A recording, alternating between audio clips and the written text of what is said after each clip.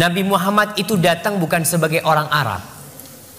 Beliau datang sebagai utusan Rabbul Alamin, sebagai utusan Allah Subhanahu wa ta'ala.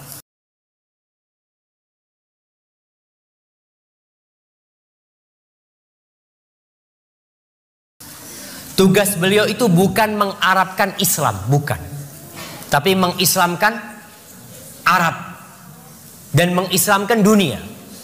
Jadi tugas beliau bukan mengarabkan Islam, tapi mengislamkan Arab.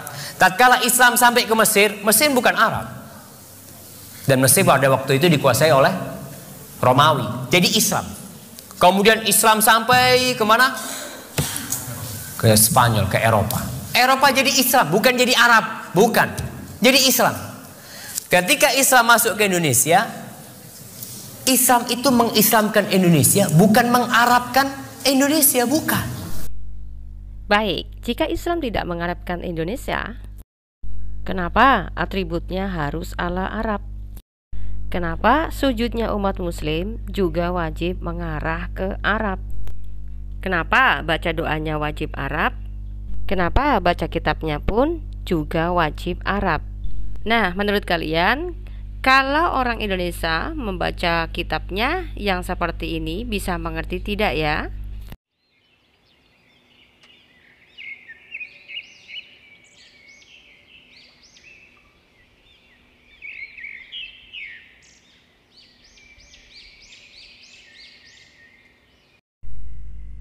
Kalian tahu kan, ini lantunan ayat sucinya umat Islam. Begitu mendayu-dayu dan indah sekali karena seperti syair lagu begitu. Tapi jika saya ungkapkan dengan bahasa Arab tanpa terjemahan seperti tadi, bisakah kita yang bukan orang Arab dapat mengerti? Pusing dong, daripada ribet. Dan buat kalian semakin tidak dapat hidayah, maka akan saya terjemahkan menggunakan terjemahan yang juga dipercaya oleh umat Islam Indonesia tanpa saya kurangi dan saya lebihkan ya. Ayat tadi mengatakan, dan kami tidak mengutus seorang rasul pun melainkan dengan bahasa kaumnya agar dia dapat memberi penjelasan kepada mereka. Maka Allah menyesatkan siapa yang dia kehendaki dan memberi petunjuk kepada siapa yang dia kehendaki. Dia yang maha perkasa, maha bijaksana. Apa? Allah tidak pernah mengutus rasulnya melainkan dengan bahasa kaumnya? Jika Allah tidak pernah mengutus seorang rasul pun melainkan dengan bahasa kaumnya, maka pertanyaannya, bagaimana dengan Muhammad yang hanya menggunakan bahasa Arab saja? Berarti Muhammad hanya diutus untuk bangsa Arab saja dong, dan gak bisa untuk semua bangsa-bangsa karena berbeda bahasanya. Lalu siapa yang diutus Allah untuk menjadi rasul untuk orang Indonesia atau untuk ke negara lainnya? Dan apakah ada utusan lain sebagai rasul setelah Muhammad? Atau kalian mau bilang Al-Quran adalah kitab yang tidak sempurna dan tidak sanggup memberi penjelasan sendiri? Mari kita baca lagi ya Al-Qurannya. Dalam Quran Surat Ibrahim ayat 52, dan Al-Quran ini adalah penjelasan yang sempurna bagi manusia, agar mereka diberi peringatan dengannya, agar mereka mengetahui bahwa Dia adalah Tuhan yang Maha Esa, dan agar orang yang berakal mengambil pelajaran. Al-Quran bilang bahwa dirinya adalah kitab yang bisa menjelaskan pada manusia dengan sempurna. Karena jika tidak percaya, bagaimana umat Islam bisa mengimani bahwa Allah itu Esa? Kan kalimat Qur'annya begitu tadi. Tapi anehnya, mengapa justru umat Muslim yang mengabaikan kalimat Allahnya sendiri? Mari sekali lagi kita baca dalam Quran Surat Al-Zukhruf ayat 3. Kami menjadikan Al-Quran dalam bahasa Arab agar kamu mengerti. Sesungguhnya kami menjadikannya, yaitu kitab yang nyata itu, sebagai Al-Quran, yaitu bacaan dalam bahasa Arab agar kamu mengerti pesan-pesannya dengan menggunakan akalmu. Bagaimana? Sudah yakin?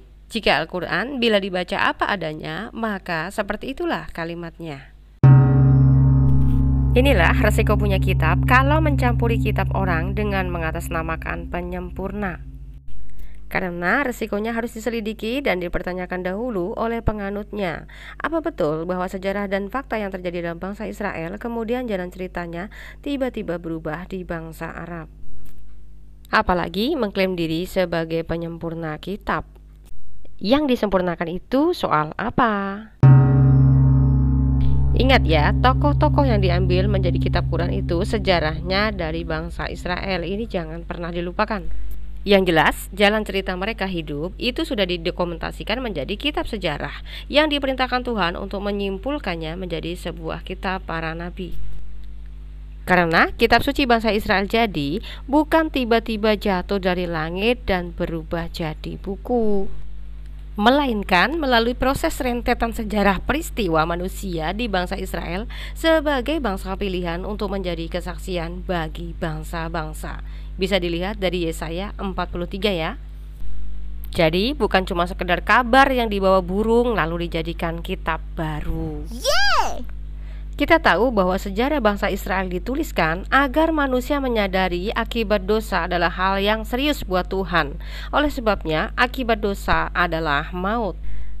Karena sebuah sejarah yang tercatat itu menyangkut pemberitahuan pada manusia bagaimana akibat dosa yang menjadi virus menular sehingga Tuhan memberikan hukum dan aturan bagi manusia. Jika dosa itu tidak berdampak serius, kenapa manusia harus terusir dari Taman Eden menuju dunia yang fana ini? Jika dosa tidak dianggap serius, mengapa Tuhan menumpahkan air bah pada zamannya Nuh dan menyisakan keluarganya saja? Dan jika dosa tidak dianggap serius, kenapa Sodom dan Gomora harus dimusnahkan? Jika dosa tidak berdampak serius, kenapa Tuhan memberi tempat hukuman kekal, yaitu neraka? Maka sebabnya mengenai dosa butuh pentahiran. Dalam Yesaya 35 ayat 8 menjelaskan, di situ akan ada jalan raya yang akan disebutkan jalan kudus. Orang yang tidak tahir tidak akan melintasinya, dan orang-orang pandir tidak akan mengembara di atasnya. Bayangkan jika jalannya saja disebut kudus, apalagi isinya. Kudus itu suci, tidak ada bidadari pelampias nafsu laki-laki, serta seperangkat dengan obat kuatnya. Jadi yang namanya upah dosa adalah neraka, maka Tuhan juga memberi upah orang benar dalam surganya. Tapi pertanyaannya, adakah orang benar dalam dunia ini? Kalau soal ini kita semua sepakat tidak ada ya. Dan itu memang betul bahwa tidak ada yang benar di hadapan Tuhan. Dalam Galatia 3 ayat 24, jadi hukum Taurat adalah penuntun bagi kita sampai Kristus datang supaya kita dibenarkan karena iman. Semua orang berdosa dan dosa itu setara dengan kotoran dan bangkai. Itu sebabnya kekudusan dengan dosa tidak dapat bersatu. Oleh karena dosa, maka terusirlah manusia dari Eden menuju dunia yang gelap ini. Makanya, belajarlah untuk bisa menerima kenyataan ya. Tapi sayangnya, kenapa Al-Quran justru malah mengutuk umatnya sendiri agar semua umatnya akan masuk neraka tanpa terkecuali? Surat Maryam 71, dan tidak ada seorang pun di antara kamu yang tidak mendatanginya dalam kurung neraka. Hal itu bagi Tuhanmu adalah suatu ketentuan yang sudah ditetapkan. Kecuali hanya untuk orang-orang yang bertakwa saja. Itu ada terdapat dalam Quran Surat Maryam ayat 72-nya. Masa nyari ayat-ayat Quran yang cuma enak didengar doang disebut orang bertakwa? Bukan dong. Giliran surat Al-Kafirun lakum dinukum waliyadin diimani begitu saja tanpa melalui tafsir, tanpa sibuk nyari asbabun nuzulnya juga. Makanya kalau Islam ketemu ustadz yang liberal akan baik sekali. Tapi kalau ketemu ustadz yang suka ngajarin anti kafir, anti produk kafir, anti berteman kafir, maka disitulah pula iman kepercayaannya tergantung siapa yang ngajarinya dan bukan iman yang didasari oleh pengetahuannya dalam kitabnya sendiri. Oke, kita balik lagi ke hal yang saya bahas tadi ya. Dalam Quran Ibrahim ayat 4 tadi, bahwa Al-Quran adalah penjelasan yang sempurna. Oleh sebabnya harusnya bisa difahami oleh pengadutnya sendiri dong. Masa bergantung apa kata ustadznya? Karena dalam kubur nanti muslim akan ditanya malaikat. Nanyanya seperti ini, ma imamuka. Terus kalian akan jawab ustadz, begitu. Atau mungkin kalian akan jawab tafsir, atau begitu. Makanya ketika kita mengimani sesuatu harus diselidiki dulu bagaimana iman keyakinan itu dapat meyakinkan kita untuk bisa membawa kita ke surga. Jadi harus ada juntrungannya, bukan sekedar kabar burung semata. Mari kita lihat dalam proses di mana Tuhan itu hadir. Filipi 2 ayat 6, yang walaupun dalam rupa Allah tidak menganggap kesetaraan dengan Allah itu sebagai milik yang harus dipertahankan, melainkan telah mengosongkan dirinya sendiri dan mengambil rupa seorang hamba dan menjadi sama dengan manusia. Dan dalam keadaan sebagai manusia, ia telah merendahkan dirinya dan taat sampai mati, bahkan sampai mati di kayu salib. Jadi, iman Kristen adalah mempercayai bahwa apa yang disampaikan oleh Sang Firman itu dicatat oleh para rasul-rasulnya ke seluruh bangsa agar semua bangsa menjadi murid Yesus. Jadi, seluruh bangsa akan dijelaskan dengan bahasa sesuai bahasa kaumnya agar semua mengerti.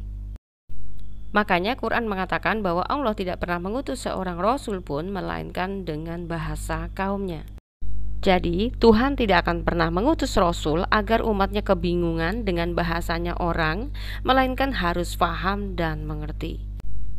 Kecuali si pecundang yang hatinya penuh sampah fitnah dengan mudahnya mengatakan, firman Tuhan yang disampaikan para nabi sudah lenyap. Kita adalah orang-orang yang percaya bahwa firman itu iya dan amin. Jangan pernah menista Tuhan dengan mengatakan firman-Nya telah lenyap oleh manusia. Jangan sesat, Allah tidak membiarkan dirinya dipermainkan, karena apa yang ditabur orang itu juga yang akan dituainya. Orang yang menabur tipu daya dan memperdaya manusia dengan ajaran palsu akan menerima upah besar di neraka oleh karena dampak penyesatannya yang luar biasa.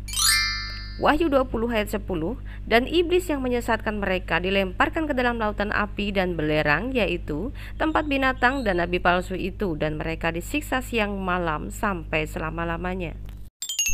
Mazmur Daud 40 ayat 4 dan 5, berbahagialah orang yang menaruh kepercayaannya pada Tuhan, yang tidak berpaling kepada orang-orang yang angkuh atau kepada orang-orang yang telah menyimpang kepada kebohongan. Terima kasih, salam waras, Tuhan Yesus memberkati.